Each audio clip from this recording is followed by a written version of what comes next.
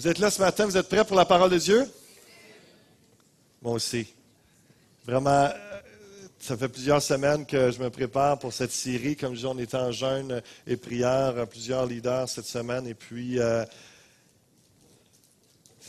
vous savez, quand le jeûne et la prière, ce que ça fait, là, c'est que tout devient moins important, toutes les activités, les loisirs, nos attirances. Et on a un focus incroyable sur Jésus, sur le Seigneur, sur le Père, sur sa parole, et tout devient sensible, tout devient vivant. On relit des textes. J'ai pensé, au travers des 4 évangiles dans les derniers jours, je les ai épluchés presque en entier, puis de voir, il me reste la moitié de l'évangile de Luc là, à éplucher, et puis pour voir tout le contexte, tout les attitudes, toutes les atmosphères, tous les moments où Jésus est en prière, où il parle sur la prière. Et puis, je vais vous apporter ça. Et je lisais ça et j'étais motivé, béni. Et c'est pour ça que je suis tellement content d'entrer dans cette première série. C'est au moins 3 messages, probablement. Mercredi prochain,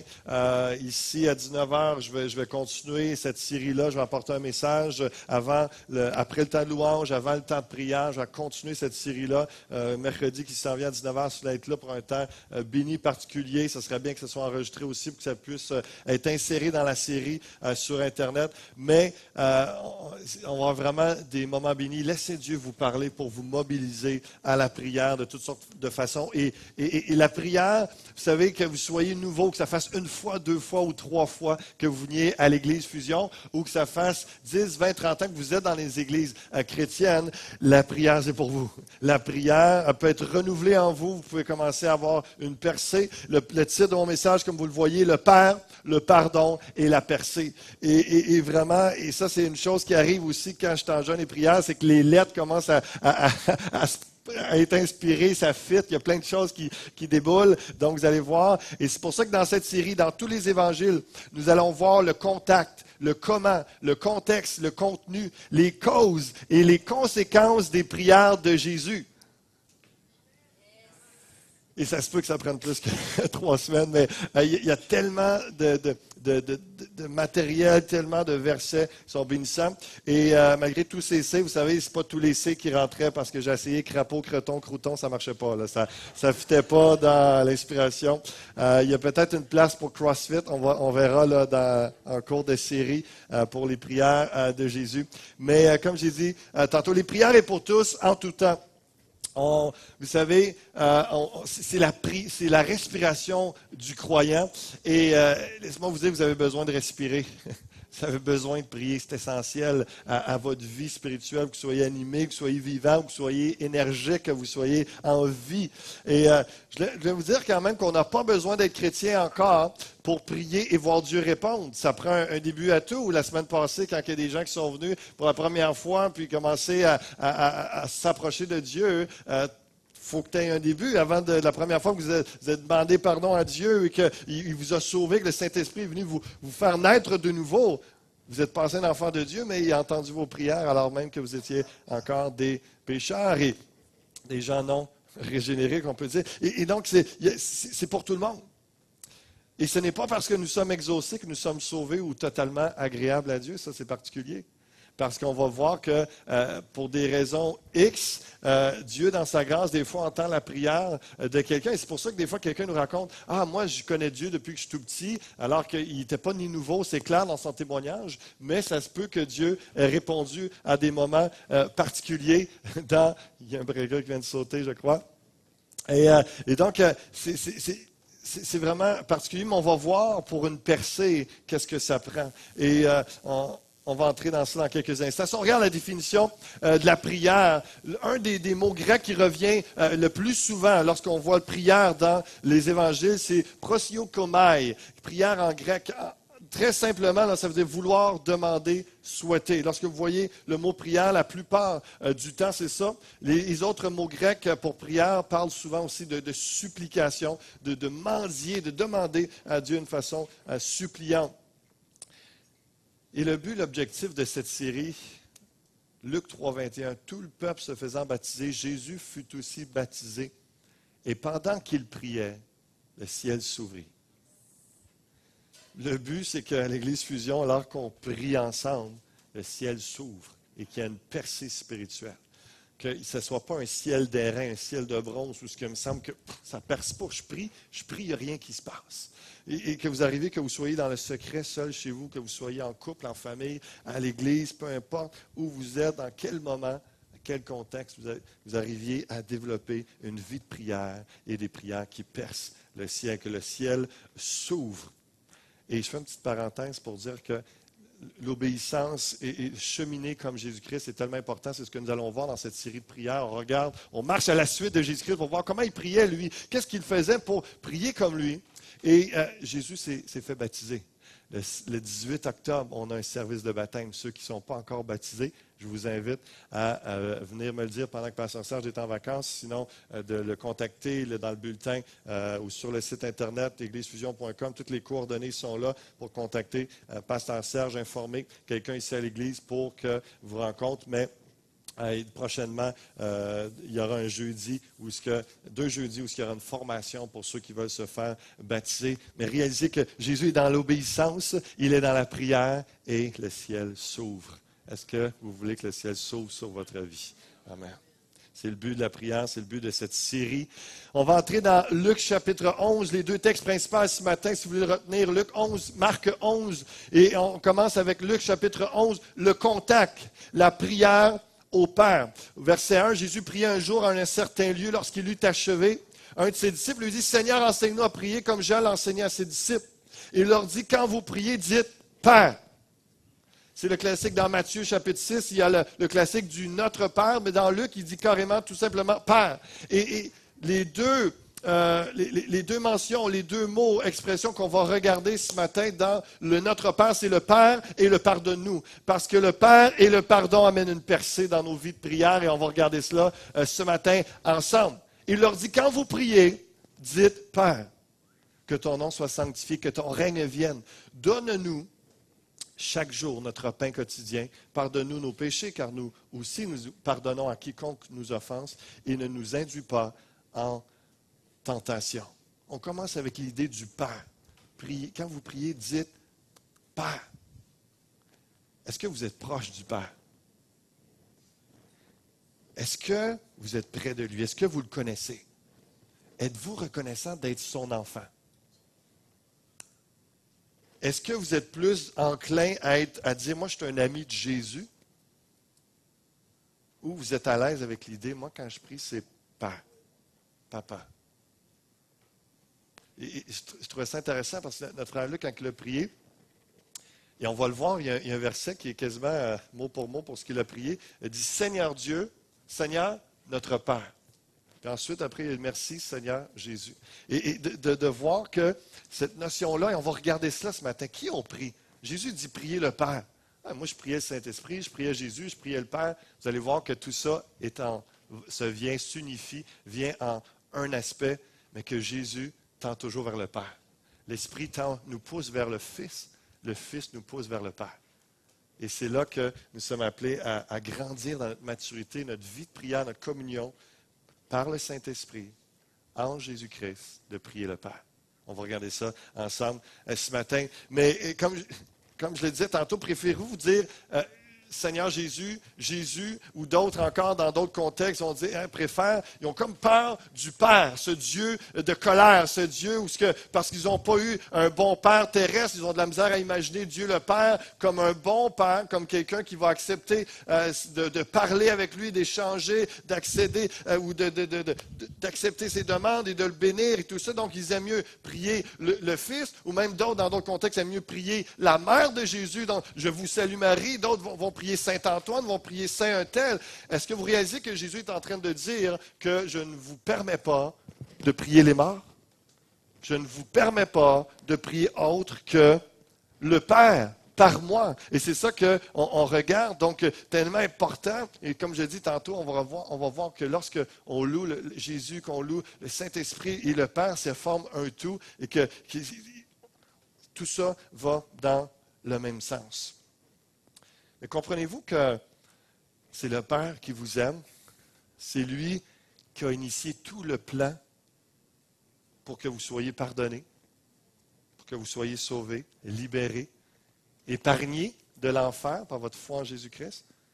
C'est grâce à lui que vous n'êtes pas orphelins spirituellement. Dans le Jean 3,16, si fameux, car Dieu a tant aimé le monde qu'il a envoyé son Fils unique. Réalisez-vous qu'on parle de Dieu le Père? C'est le Père qui vous a tant aimé.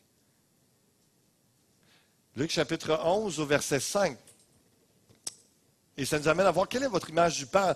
Jésus continue dans la même veine. Après le Notre Père, il leur dit encore, si l'un de vous a un ami, qu'il aille le trouver au milieu de la nuit pour lui dire, ami, prête-moi 3 pains, car un de mes amis est arrivé de voyage chez moi, je n'ai rien à lui offrir.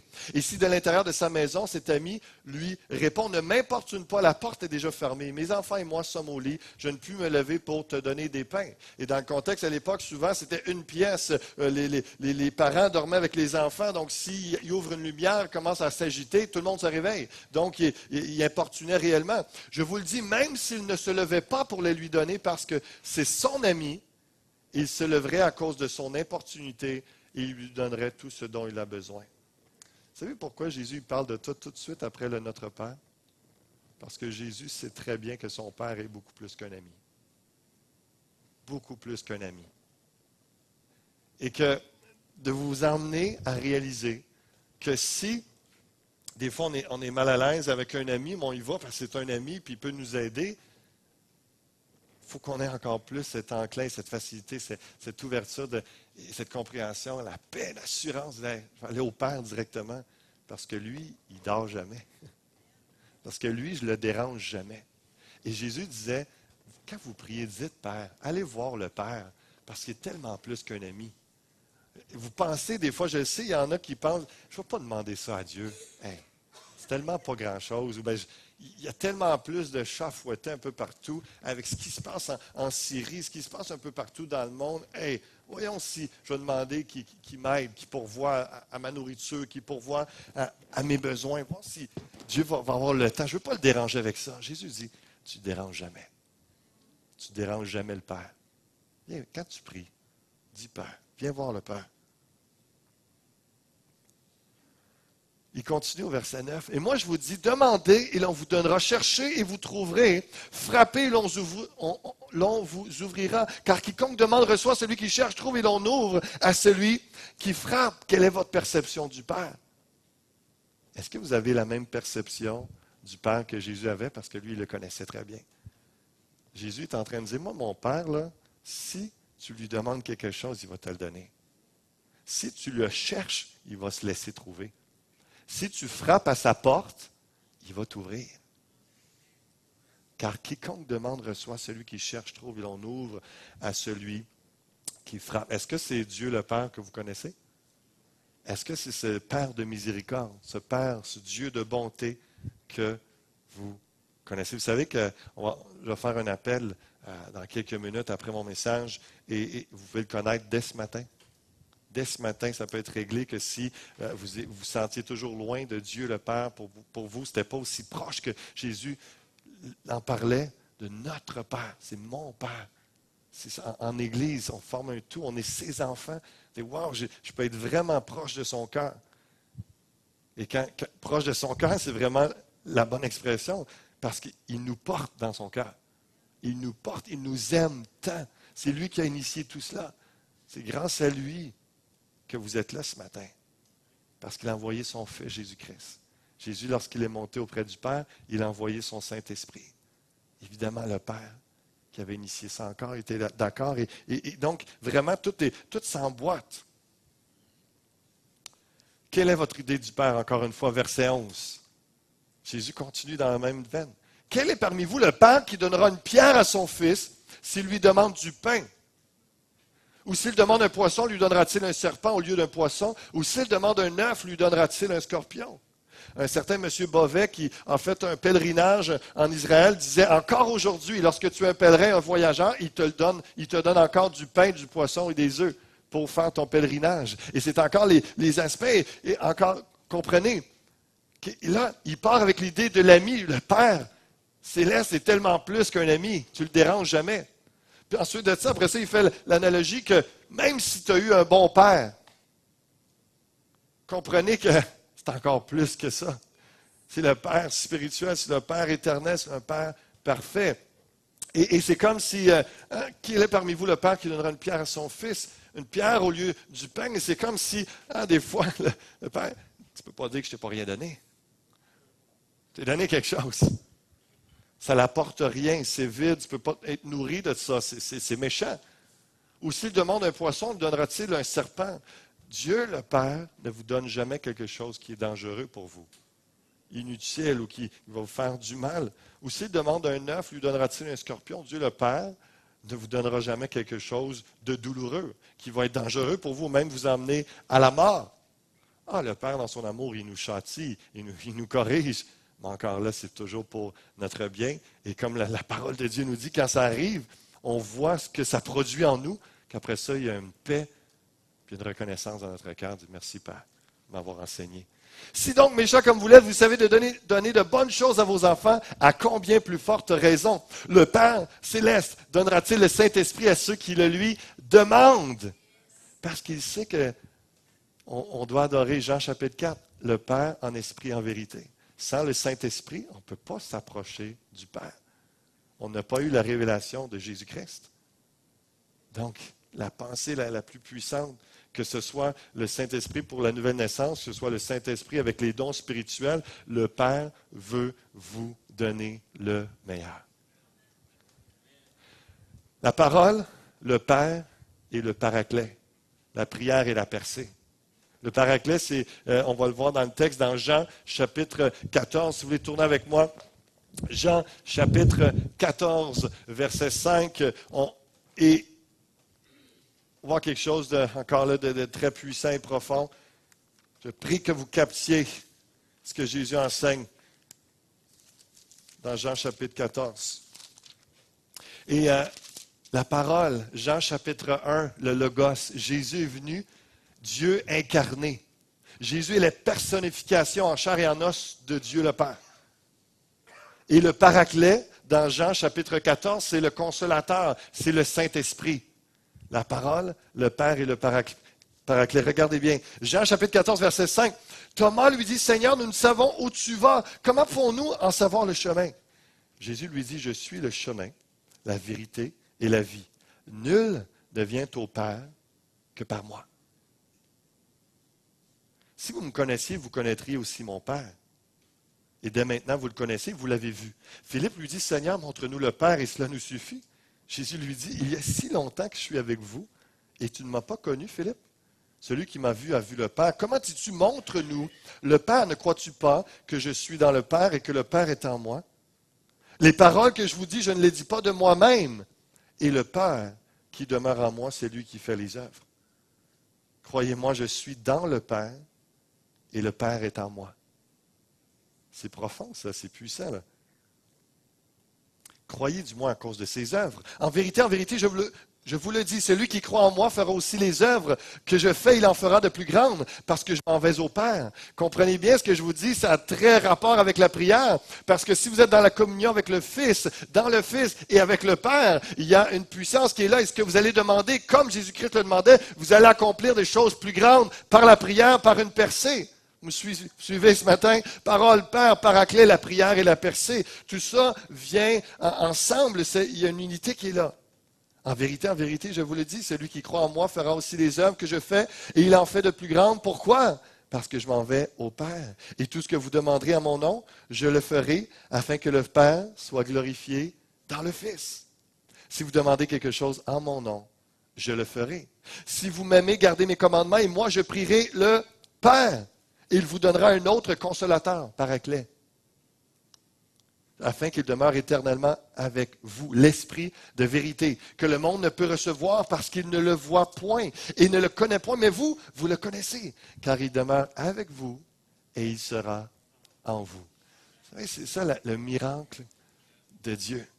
Que le Père, pour s'approcher de l'humanité, parce que les humains essayaient de l'atteindre, c'est impossible. Impossible à l'homme d'essayer de rejoindre Dieu. Dieu a pourvu par son Fils Jésus-Christ. Il s'est incarné en chair et en os. Il est venu 2 pieds sur terre. Dieu, le Père, s'est incarné sur la terre en le Fils Jésus-Christ. Le Fils provient, il procède du Père. Et ensuite de ça, le Fils, il meurt. 3 jours plus tard, il ressuscite. Il va à la droite de Dieu, ce qu'on appelle l'ascension. Et à la Pentecôte, 50 jours plus tard, le Saint-Esprit, le Paraclet, le Consolateur, celui qui est à côté de nous, et que Jésus dit celui qui est en nous. Ce qui fait que partout dans le monde, c'est plus juste un Jésus ou le Seigneur des Seigneurs, Jésus-Christ, qui se promène sur terre à des endroits précis géographiquement. Il est partout à la fois. Jésus est partout à la fois sur terre par son Esprit en nous. N'est-ce pas puissant? C'est puissant. C'est pour ça que c'est impossible, sans le Saint-Esprit, d'être en communion dans le Fils et avec le Père. Et donc, car il demeure avec vous, il sera en vous. Je ne vous laisserai pas orphelin, je viendrai à vous. Encore un peu de temps et le monde ne me verra plus, mais vous me verrez car je vis, et vous vivrez aussi, parce que cet esprit est en vous, l'esprit de vie. En ce jour-là, vous connaîtrez que je suis en mon Père, que vous êtes en moi, et que je suis en vous. C'est un peu comme l'histoire des poupées russes, là. Hein? Trouve une poupée, il y en a une autre. La Trinité, il faut le comprendre comme ça. C'est inséparable. C'est inséparable. Ce n'est pas 3 dieux différents. C'est pas à un moment donné, c'était le Père. Un autre moment dans l'histoire, c'était le Fils. Puis là, aujourd'hui, c'est le Saint-Esprit. Puis on n'a plus besoin du Fils et du Père. Ils sont tout le temps indissociables. Ils sont tout le temps dans l'unité parfaite. Ils sont tout le temps Dieu. Et on a besoin de l'Esprit dans le Fils pour atteindre le Père. Et Jésus nous pousse avec l'Esprit à toujours nous emmener vers le Père. Et le verset 28. Vous avez entendu que je vous ai dit, je m'en vais, je reviens vers vous. Si vous m'aimiez, vous vous réjouiriez de ce que je vais au Père, car le Père est plus grand que moi. Vous comprenez la reconnaissance de Jésus-Christ, alors que le Père a soumis toutes choses sous Jésus-Christ, excepté Dieu lui-même, le Père. Jésus reconnaît que je suis soumis au Père et vous avez besoin de m'être soumis et d'être soumis au Père. Et c'est tout ça qui va ensemble et dans la prière, dans la communion, dans notre relation avec Dieu, c'est tellement essentiel. Hein, le paraclet, paraclétos, consolateur, avocat. Et il y a un texte qui disait, le commentaire, le Saint-Esprit décidait à prendre la place de Christ avec les apôtres après son ascension au Père pour les conduire à une plus profonde connaissance de la vérité de l'Évangile. Le Saint-Esprit nous aide à se rappeler et à comprendre pour nous qui n'étaient pas du temps de Jésus, à comprendre lorsqu'on lit les Écritures, qu'est-ce que Jésus voulait dire. Et l'inspiration par les apôtres, lorsqu'on lit les épîtres de Paul, le Saint-Esprit nous aide à comprendre, même s'il y a plus de 2000 ans qui nous séparent, à comprendre qu'est-ce que Dieu voulait dire à ce moment-là. Et en 2015, à Granby, à l'Église Fusion, on peut entendre Dieu nous parler parce que le Saint-Esprit nous révèle sa parole. N'est-ce pas merveilleux? C'est puissant. On a besoin du Saint-Esprit. Est-ce que vous l'avez? Est-ce que vous avez le Saint-Esprit? Et on pourra le demander à la fin si vous n'avez pas le paraclet, parce qu'on veut tous aller en Jésus-Christ vers le Père. On a besoin de cela. Et donc, le Saint-Esprit qui aide à approfondir la connaissance des vérités de l'Évangile, leur donner la part du royaume divin à tous ses disciples, une force divine, les rendant capables de vaincre les épreuves et persécutions. Est-ce que tout le monde ce matin a le Saint-Esprit? Nous prions le Père en la parole par le Paraclet. Si vous préférez, nous prions le Père en Jésus-Christ par le Saint-Esprit.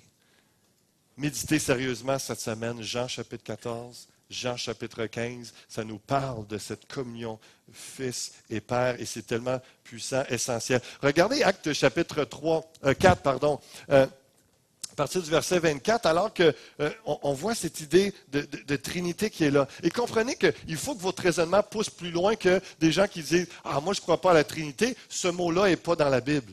Le mot christianisme n'est pas dans la Bible. Et probablement que le mot Bible n'est pas dans la Bible non plus. Ça veut dire un livre, un saint livre, la Sainte Bible. Donc, comprenez que c'est un mot qui nous aide à comprendre le Père, le Fils et le Saint-Esprit. Et regardez bien ici, Acte 4, ils élevèrent à Dieu la voix tous ensemble et dirent, Seigneur, toi qui as fait le ciel, la terre, la mer et tout ce qui s'y trouve. C'est toi qui as dit par le Saint-Esprit, par la bouche de notre Père, ton serviteur David. Pourquoi ce tumulte parmi les nations et ces vaines pensées parmi les peuples? Les rois de la terre se sont soulevés, les princes se sont ligués contre le Seigneur et contre son oint. Comprenez qu'ici, dans le texte, Seigneur, ce n'est pas Jésus-Christ, c'est Dieu le Père. Et souvent, c'est juste une particularité. Ce sont des détails, mais c'est pour vous comprendre l'idée de l'aspect de l'unité entre le Saint-Esprit, le Fils et le Père. Et dans la prière, de comprendre ça, qu'on peut louer et prier le Saint-Esprit ou le Fils, mais ça nous conduit toujours. Et le Fils, son but ultime, c'est de nous conduire dans l'intimité avec le Père. Parce que c'est le Père qui nous rassure. C'est le Père qui nous rappelle qu'on est son enfant. C'est le Père qui nous octroie ce qu'on a de besoin. C'est le Père qui nous appelle, qui pourvoit à nos besoins, qui nous dirige dans notre vie de tous les jours, qui nous aide à être le mari ou l'épouse qu'on a besoin d'être. Être le travailleur fidèle, intègre qu'on est appelé à être, etc. C'est le Père qui pourvoit par son esprit en Jésus-Christ. En effet, contre ton saint serviteur Jésus, que tu as oint, Hérode et Ponce Pilate se sont ligués dans cette ville avec les nations, avec les peuples d'Israël, pour faire tout ce que ta main et ton conseil avaient arrêté d'avance. Le Père qui planifie d'avance toutes choses. Et le Fils qui était là d'éternité en éternité, dans le Père. C'est puissant, c'est un mystère, mais c'est l'éternité. Et maintenant, Seigneur, vois leurs menaces. Et donne à tes serviteurs d'annoncer la parole avec une pleine assurance en étendant ta main pour qu'ils se fassent des guérisons, des miracles, des prodiges par le nom de ton saint serviteur Jésus. Quand ils eurent prié, le lieu où ils étaient assemblés trembla, ils furent tous remplis du Saint-Esprit et ils annonçaient la parole de Dieu. La parole, le Logos, le Fils, parce que notre message, c'est toujours le Fils. Notre message, c'est toujours la parole. C'est Jésus-Christ qui est venu incarner la parole, qui est venu de Dieu, le Père. Vous me suivez ce matin? Tout ça pour dire que le seul contact dans la prière de Jésus, c'est avec le Père. Et le dernier point ce matin, en quelques minutes, c'est le pardon est nécessaire. Voici ce que ça nous dit. On revient à Luc, chapitre 11, verset 2. La prière, le Père et le pardon. Il leur dit, quand vous priez, dites Père. Au verset 4, pardonne-nous nos péchés, car nous aussi nous pardonnons à quiconque nous offense. On voit le mot pardonner dans le grec aphésis qui parle de pardon, rémission, délivrance libre. Les chiffres, ce sont le nombre d'occurrences, le nombre de fois qu'ils apparaissent dans le Nouveau Testament et qui parle de libérer de l'esclavage ou de l'emprisonnement.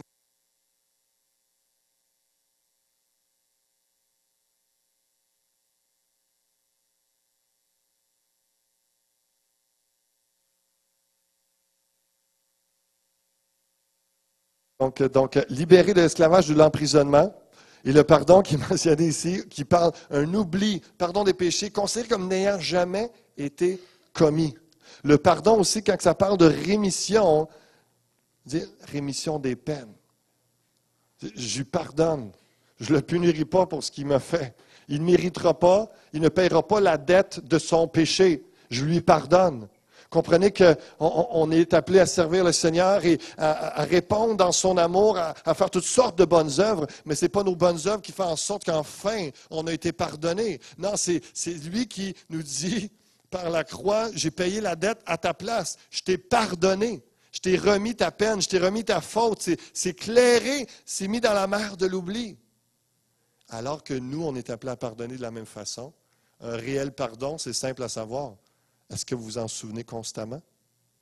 Est-ce que vous êtes plus capable de voir la personne? Vous l'avez pardonné, mais il y a un endroit dans la Bible qui dit « Pardonnez de tout votre cœur ». C'est comme si des fois on peut pardonner, mais si ce n'est pas assez. Des fois, de juste dire « Je te pardonne ». Si vous vous en souvenez constamment, si vous espérez encore qu'il se plante la face, là, tu sais, qu'il me semble qu'il mériterait quelque chose là, pour le mal qu'il me fait. Peut-être que vous n'avez pas pardonné de tout votre cœur. Et comprenez que Marc 11 maintenant. On était dans Luc 11, on plonge dans Marc chapitre 11. Lorsque vous êtes debout faisant votre prière, dans le verset 25. Lorsque vous êtes debout faisant votre prière, c'était la coutume à l'époque, la plupart des prières se faisaient debout chez les Juifs. Si vous avez quelque chose contre quelqu'un, pardonnez. Afin que votre Père qui est dans les cieux vous pardonne aussi vos offenses. Mais si vous ne pardonnez pas votre Père qui est dans les cieux, ne vous pardonnera pas non plus vos offenses. Et juste avant ce verset-là, ce passage-là, ça nous parle de la foi. Le figuier qui a été maudit par la parole. Et Jésus utilise ça pour dire que si vous priez avec foi, vous pouvez déplacer les montagnes. Mais tout de suite après, il dit, tu as beau avoir la foi pour déplacer les montagnes, si tu ne pardonnes pas ton frère, un ciel d'airain qui est au-dessus de toi. Oublie ça, la percée sans le pardon. Et ça, c'est fort. Ça, c'est fort. On a beau crier, on a beau parler fort, on a beau être fervent. On a beau demander des choses en accord avec sa parole pour nos vies. S'il y a un manque de pardon, le ciel est fermé. Vous savez, on aura beau avoir toute la foi du monde sans le pardon, on aura beau avoir la foi qui déplace les montagnes, on ne sera pas capable de déplacer une garnotte, une petite pierre, parce qu'il y a un manque de pardon. Lorsque vous êtes debout, faisant votre prière, si vous avez quelque chose contre quelqu'un, pardonnez. Vous savez, c'est assez large. Quelque chose contre quelqu'un. Sans vouloir dire n'importe quoi. Il t'a dit quelque chose. Il t'a regardé de travers. Tu as ça dans ton cœur. Tu y en veux. Pardonne-y. Pardonne-y. Vous êtes en prière. Vous intercédez pour vos enfants, pour votre couple, pour l'Église, pour vos finances, peu importe.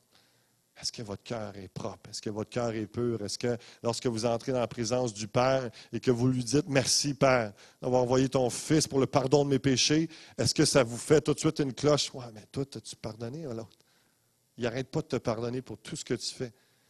Tes petites niaiseries comme des choses très graves que tu serais très gêné qu'on sache ce matin. Le Père, il vous a pardonné cela en son Fils, totalement. Pourquoi ne pas pardonner quelqu'un qui a fait quelque chose? À vous. Tellement important. Et laissez Dieu vous parler ce matin. C'est quelque chose qu'on doit faire régulièrement. Il y en a qui sont plus sensibles que d'autres. Et vraiment, je vous encourage à laisser Dieu sonder votre cœur. David disait de cette façon, si j'avais vu de la fraude dans mon cœur, le Seigneur ne m'aurait pas écouté. La fraude, la tromperie. Je viens, Seigneur, t'es bon. Je t'aime. Merci pour ton pardon. Puis dans le fond de votre tête, lui, j'y ai la face. Je ne veux pas le voir. Il pourrait-tu juste disparaître? Puis là, tu dis, Seigneur, bénis les gens. Dans ta tête, c'est lui, là, s'il pourrait crever, là, s'il pourrait avoir des fois, là, c'est grave. Lui, s'il pourrait, me semble, un petit accident, là, juste pour l'avertir, là, juste pour le secouer. Là. Juste, mettons, boss là, qui donne une démotion, pas une promotion. Là. Est-ce que notre cœur est propre? Parce que si j'avais de la fraude dans mon cœur, le Seigneur ne m'aurait pas écoutez. Je reviens en arrière juste pour dire, vous savez, l'histoire qui est arrivée avec le petit garçon échoué sur la plage en Syrie, la tante qui vit au Canada qui disait, j'en veux pas juste au Canada de rien faire pour aider les réfugiés, j'en veux au monde entier. Il y a des gens qui en veulent au monde entier. C'est terrible ce qui est arrivé. On peut comprendre la hargne, la haine, la frustration et toute cette colère et d'en vouloir.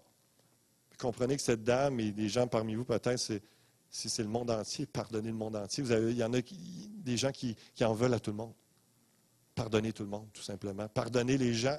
Arrêtez de vous empoisonner avec ce non-pardon et de laisser le ciel être dur, fermé, un ciel d'airain sur votre vie. Vous êtes sous une malédiction, il n'y a rien qui perce. Pardonnez ce matin et recevez le pardon de Dieu. Demandez-lui pardon pour toute cette colère, toute cette rancune, toute cette amertume, cette haine. Ésaïe 1,15 nous dit, quand vous étendez vos mains, je détourne de vous mes yeux. Quand vous multipliez les prières, je n'écoute pas, vos mains sont pleines de sang. Comprenez-vous que le non-pardon, c'est un péché? Pas de pardon, pas de percée. Et je vais inviter le groupe de louanges, si on peut reprendre le premier chant, ou un des premiers qui parlait du sang. Et, on va aller dans le sens. Dans ce chant-là, et je vais faire un appel dans quelques instants. Il y avait encore plusieurs textes, mais je vois que le temps est arrivé.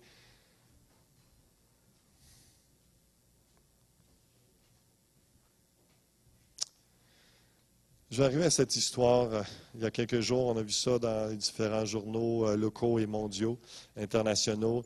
Vous savez ce qui est arrivé avec le Ashley Madison, le site où des millions, ça nous dit près de 35 millions de d'internautes, de gens qui vont s'inscrire sur le site, donner leur profil pour carrément être en adultère, essayer de trouver un match. Et il y a des pirates qui ont dit au président et tous ceux qui dirigeaient Ashley Madison, le site, fermez ça, sinon on publie ouvertement tous les gens qui sont confidentiellement sur votre site. Et ils n'ont rien fait, donc les pirates ont mis ça, ces millions de gens. Et John Gibson, malheureusement, était un des pasteurs, enseignant dans une école de théologie à Nouvelle-Orléans, qui était sur la liste. Et une semaine après la révélation de cette liste-là, il s'est suicidé. Pour lui, la honte, il ne pouvait pas s'attendre à ce que sa femme, ses enfants lui pardonnent ça. Et la honte de perdre son travail, la honte de perdre toute sa crédibilité. Et pourtant, c'est un homme, vous voyez sa famille, vous voyez, c'est un homme qui était extrêmement apprécié. C'est un homme qui était élevé, mais il avait une vie secrète. Et pour lui, c'était peut-être pas le non-pardon, mais il y avait quelque chose dans sa vie de prière, certainement, qui n'allait pas rond. Là. Il n'y avait pas un cœur propre. Il venait prier Dieu avec des mains sales, avec des mains pleines de sang, de son péché, d'adultère. Et son épouse était au courant de son problème avec la sexualité extra-conjugale, tout ça, et voulait l'aider depuis des années là-dedans, mais ne savait pas qu'il était inscrit sur le site. C'est dans sa lettre pour son suicide, qu'il décrit son suicide, la raison qu'il avait écrit, qu'entre autres, pour lui, c'était tellement de honte que son nom soit écrit sur cette liste. Et je vous dis ça ce matin, cette histoire-là, parce que sa fille a dit, et dans infochrétienne.com, je voyais l'histoire et les commentaires, et l'auteur de l'article disait, ce ne sont pas ses combats avec des addictions impures, ni sa peur de perdre son travail, ni la honte insupportable de devoir faire face publiquement à ses péchés, ni les hackers, les pirates d'Ashley Madison, ni son tempérament dépressif qui ont conduit John Gibson à se suicider. Ce qui a conduit John Gibson à s'enlever la vie est certainement une compréhension erronée de l'amour en général et de l'amour de Dieu en particulier. Les paroles de sa propre fille dans la vidéo ci-dessous sont bouleversantes à cet égard. Elle dit, je pense que la chose la plus difficile à gérer est le fait qu'il a honnêtement douté du fait que je pourrais l'aimer suffisamment. Pour elle, son papa s'est suicidé parce qu'il a douté qu'elle l'aimerait quoi qu'il ait fait.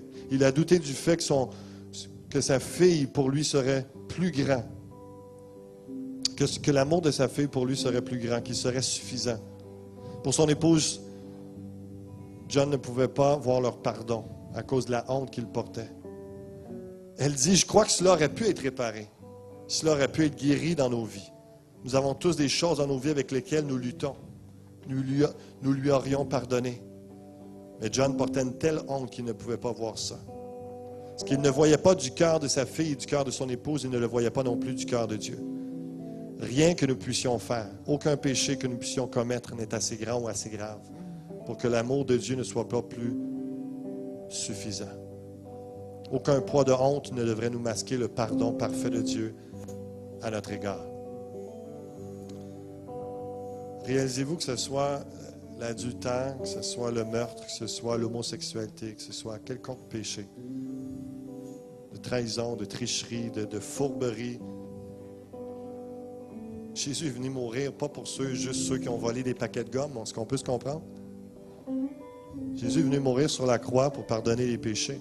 C'est mon sang, le sang de l'Alliance qui est répandu pour beaucoup, pour le pardon des péchés. Comprenez que peu importe ce que vous avez fait ce matin, et peu importe ce que les gens ont fait contre vous ce matin, le Père vous pardonne et vous demande de pardonner. Et dans quelques instants, je vous invite à faire ce geste de foi, à donner Seigneur, je te demande pardon. D'autres viendront, et ne jugez pas, vous ne savez pas pourquoi ils viendront. D'autres viendront, Seigneur, je viens pardonner, relâcher le pardon de telle personne. Mon mari, mon épouse, mes enfants, mon collègue de travail, mon patron, des gens, votre voisin, des gens qui vous ont fait du mal. Vous avez encore retenu ça dans votre cœur. N'amenuisez pas ce que Jésus a fait à la croix. Comme si ce n'était pas assez puissant, pas suffisant le sang de Christ pour pardonner vos fautes. Peu importe quel pécheur, quelle sorte de pécheur vous êtes. Le Père vous aime et veut vous pardonner si vous lui demandez pardon. Si vous vous repentez ce matin, vous reconnaissez que vous avez fait mal.